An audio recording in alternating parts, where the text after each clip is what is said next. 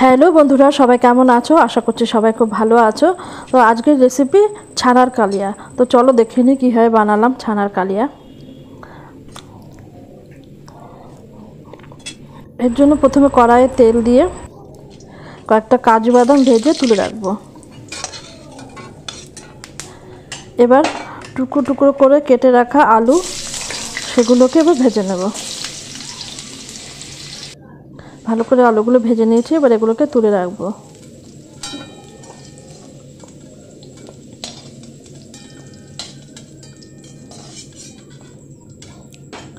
এবার কড়াইতে আর একটু তেল দিয়ে তেজপাতা, গোটা জিরে আর গোটা গরম মশলা ফোড়ন দিয়ে দেবো।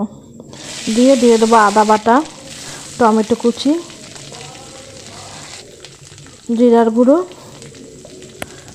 ধনিয়ার গুঁড়ো দিয়ে মশলাটাকে একটু ভাজা ভাজা করে নেব। এরপরে আবার দেব লঙ্কার গুঁড়ো, হলুদ গুঁড়ো দিয়ে একটু নেড়ে চেড়ে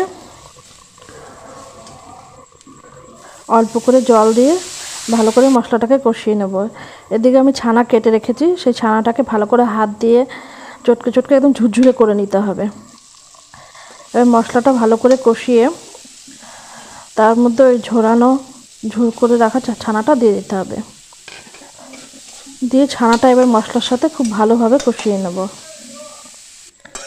বেশ অনেকক্ষণ ধরে সুন্দর করে ছানাটাকে মশলার সাথে কষিয়ে নিতে হবে। এবার দিয়ে দেবো বেশ খানিকটা পরিমাণ জল, দিয়ে এর মধ্যে ভেজে রাখা আলুটা দিয়ে দেব স্বাদ মতো লবণ দিয়ে এবার আলু সেদ্ধ হতে দেব। আলু সেদ্ধ হয়ে গেলে দেব চিনি, গরম মশলা আর ওই ভেজে রাখা কাজু বাদামগুলো একটু ক্রাশ করে দিয়ে দেব। এবার সব শেষে ওপর থেকে একটু ঘি ছড়িয়ে নামিয়ে নিলেই তৈরি হয়ে গেল আমার টেস্টি টেস্টি ছানার কালিয়া। লুচি, রুটি বা পরোটার সাথে দারুণ লাগে খেতে বন্ধুরা, কখনো ট্রাই করে দেখো।